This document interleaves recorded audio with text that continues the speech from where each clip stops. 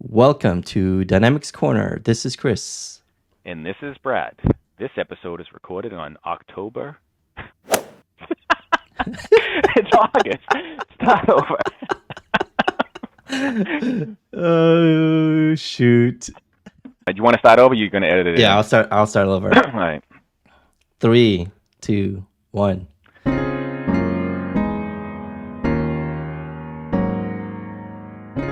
Welcome to Dynamics Corner. This is Chris. And this is Brad. And welcome to this episode. This episode is recorded on August 24th, 2022. Chris. Here we are again. Yes, man. This is I love this one though. I mean, it's every episode I really enjoy. See. You tell me that you love this one. Then the last time you're like, this episode's special. Chris, you're supposed to enjoy anything that we do related to Business Central and the Dynamics 365 stratosphere. Yes, I'm excited about Business Central. There's always something cool, always something new, and doing this podcast of quick tips, which, by the way, will be featured in our YouTube channel. I'm starting to talk like you, bro. Well, no, we don't say channer, we say channel. The R's will, fall out of our vocabulary. In other words, and be added into some, like dater. Like, I don't understand why we say dater. I am trying my hardest to say data and car and all those other words that people think that I'm a showpiece when I go somewhere outside of New England, where they say, "Can you say the word car? What did you do with your car? Did you park it?" So you should be that Super Bowl commercial, wasn't it? Like I'm a showpiece. That's too funny. So good. Yeah. Yes, so, I love. Yeah, love. So, I'm like you now. I enjoy these quick tip episodes where we share how to do things within Business Central. It reinforces, at least for myself, what I'm doing. So I appreciate it. Same thing, man. And as I was saying earlier, for those that are listening to this podcast, we are on YouTube as well. So you can find us, search for Dynamics Corner, and you can follow us along with this quick tips. Additionally, if you are coming from YouTube and you're seeing this for the first time, or you're seeing all of our other videos of quick tips, you can go ahead and also follow us on our podcast, or subscribe or RSS feed to our podcast. You can listen to the other topics that we talk about that don't necessarily have anything to show, but good information that we're sharing regarding Business Central and in the community itself and Microsoft in general. So without further ado, with this quick tips, there is something that I was curious about, Brad. I don't know. I think you wrote about this too. So I came across that and I wanted to see it in person. Is scheduling reports. That feature has been sitting there. I just don't know how to use it. I have a different approach to scheduling reports. Scheduling reports, and again, I mean, it's great working with the product and the evolution of the product, because a lot of these requests, a lot of these features are coming from requests that we have worked with over the time. So one of them is the scheduling of reports. And what you can do within Business Central, you have the job queue, which allows you to automate or schedule tasks. I use the word automate, but allows you to schedule tasks at different intervals. You can use that same job queue to schedule reports. So one way you can schedule reports, what I'll do is I'll take my customer sales list. Yep. And I'll schedule that to run, on a recurring basis. So now when I run my customer sales list report, I have my request page. I'll put in my filters. So I'll just add a salesperson code to my request page. I'll filter for, J.O. is one of my salespeople, Jim Olive. And then now, if I would like to schedule this report, if I can hit print preview, the report would be generated for me right now. I can also use the send to, and the send to allows me to send it to a PDF, XML, Word document, and now within Business Central 2022 Wave 1, you can also send it to Excel. But if you notice at the bottom, there is a schedule. And a little quick tip that goes along with this quick tip is that the ability to schedule a report is controlled by the allow scheduling property of the report for somebody who's doing report development. So if you're working with a report and you want to disallow a user of that report to schedule it, you can set that allow scheduling property to false. You cannot override the allow scheduling property on a report extension. So that is only applicable to reports that you create on your own.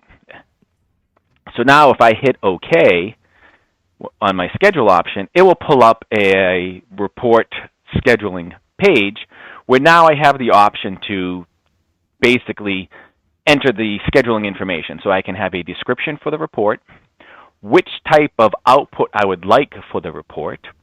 So as you can see here, we can do a PDF, Word, Excel document. We can print it, or we can just have a processing-only report.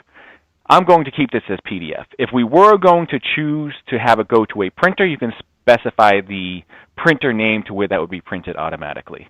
The next run date formula, the standard Business Central formula, so I do current month plus 1 day will get me, the first of the month. Then it would give me the start date and time, and then the expiration date and time. So if I hit OK, it tells me that my job has been scheduled. So now if I go back into my job queue,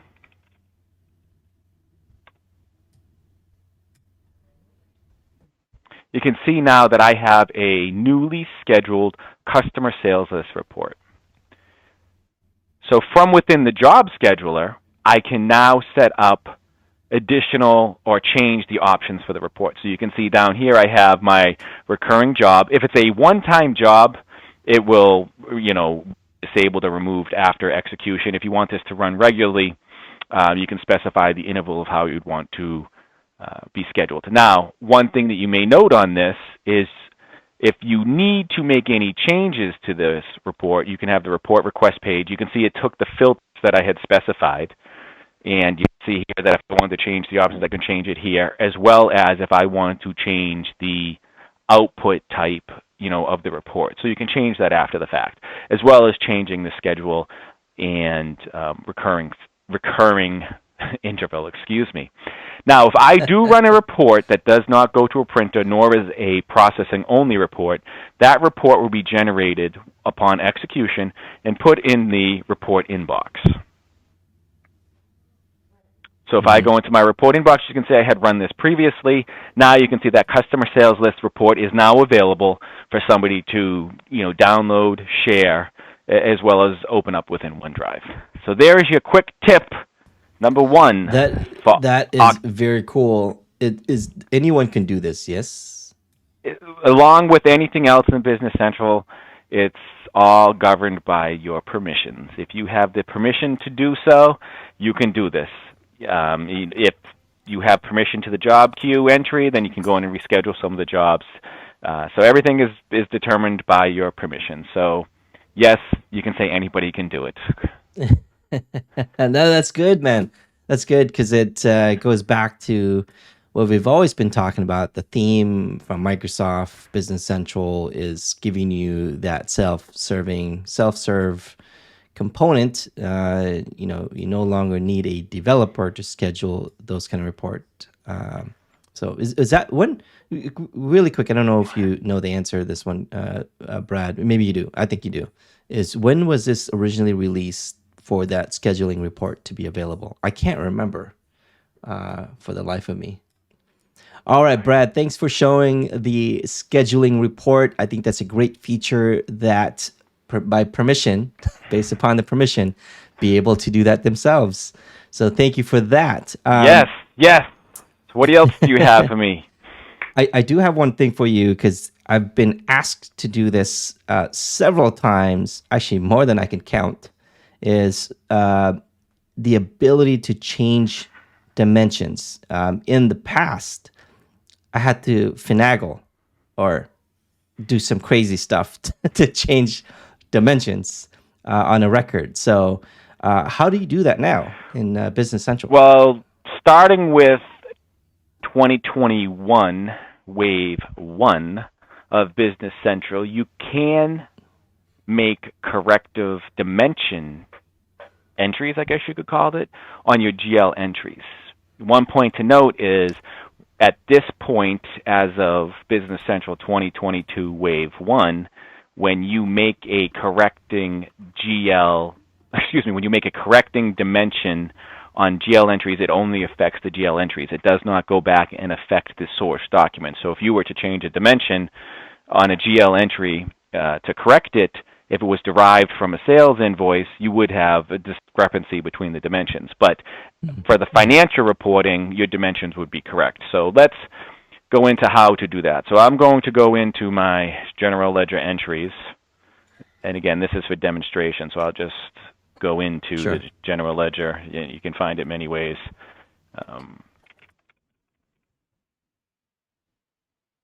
So I go into my general ledger entries. I will have to find an entry with a dimension. Okay, so what we'll do is we'll go into our general ledger entries. I will find the general ledger entry that has or general ledger entries, you can do multiple, that do have an incorrect dimension. So if I take a look at this entry, I can take a look at these dimensions, and these dimensions don't match up to what I would like them to be. So now if you go back up to the entry action, you can see now we have correct dimensions. So I click the correct dimensions action. It will open up. I can have a description for what this change is for. So from a historical auditing point of view, you can see why or the reasoning for somebody making a change to that entry. So here, what you can now do is you can see your dimension correction changes. You can see that now I can decide if I want to change a value to a different value. So if I wanted to change the area to a different area, I can do so. So I'll change this from 70 to 20 because that was incorrect. You can also go into here if I want to remove a dimension. You can see you can highlight, you can go into Manage and click Remove. And then these other ones I will not change. So at this point, you can now run this dimension entry. Now again, you can schedule this. So similar to what we just talked about with the reports, you can schedule the dimension entry because if you actually have a block of entries or, the system's being in, is going through like maybe it's heavy time or processing, you can schedule this to run at a later time to where it may minimize the impact of, performance on your users if you have an intense process to run. So what I'll do here is I'll choose Run Immediately. And if you do Run Immediately, we'll run it right now. That's a nice one to circle back. your scheduling report. That's nice. Yes. Well, the ability to schedule things is important, I believe, because it offloads some of those tasks to, it's not necessarily just from a performance-based function, but what if it's a time-consuming function? So you have a user, you don't want them to have to sit and wait for a task to finish. So now I can go and I click OK, and now it says my dimension correction was successful. So now if I go back to my entry and look at the dimensions, I can see that the dimension values have changed from what they originally were. Also on that entry, I can see if you click on the history of dimensions corrections on the action bar, you can see a history of the dimensions that were changed along with a description of why the entry had its dimensions changed. So here you can see on the dimension correction detail, you can see what the previous value versus what the current value is. And again, this allows you to update the dimensions on the general ledger entries as well as have corrective history of those entries if you're ever getting audited. So there you go, Chris. 2 quick tips for you, how to schedule a report and how to change your general ledger entry dimensions either immediately or along with the scheduling of a report to schedule it at a time in the future. That is amazing. With that, I mean, again, these quick tips, man, it's all within, 20 minutes. You can get 2 major things in 20 minutes. You can do so much with this. Going to save you a lot of time. No It's kidding. Business Central, man. No This is kidding. amazing. No, yes. And I know you love this episode. So, all right, Chris. Particularly this one. Yeah, no, this is a very good one. All right, Chris. Thank you very All much. right, Brad. Thank you so much. And thank you for the listeners. And if you are watching through YouTube, subscribe to this channel for our future quick tips from Brad and myself, Chris. So check us out on our blogs as well. Beyond our YouTube channel, we talk about other things that will eventually make it to this YouTube channel. And to follow Brad, it's going to be developerlife.com, DVLPRLIFE.com. For all of his blogs he talks about, especially on development component as well. You can also follow me at matalino.io. That's spelled MATALINO.io. And you can also follow us on Twitter as well. Same thing. Search for Developer Life at Twitter, and you can search for me as well on Matalino 16, because that's when I opened my Twitter. Interesting. Interesting. That I've been on Twitter forever, man. I just never used it until as recent. But check us out there. You can also take a look at if you want to see all the things that we're working on. You can also search for us through bio.link. If you have never used that, we'll post that link down below, by the way, so you can see all of our social media and all the things that we be involved, contribute to, and all of our social media links into a single place for bio.link. So check out the link below. I appreciate everyone. Thank you so much, and we'll see you guys next time. Thank you, Chris. Talk to you soon. Ciao, ciao. Talk to you soon. Bye-bye.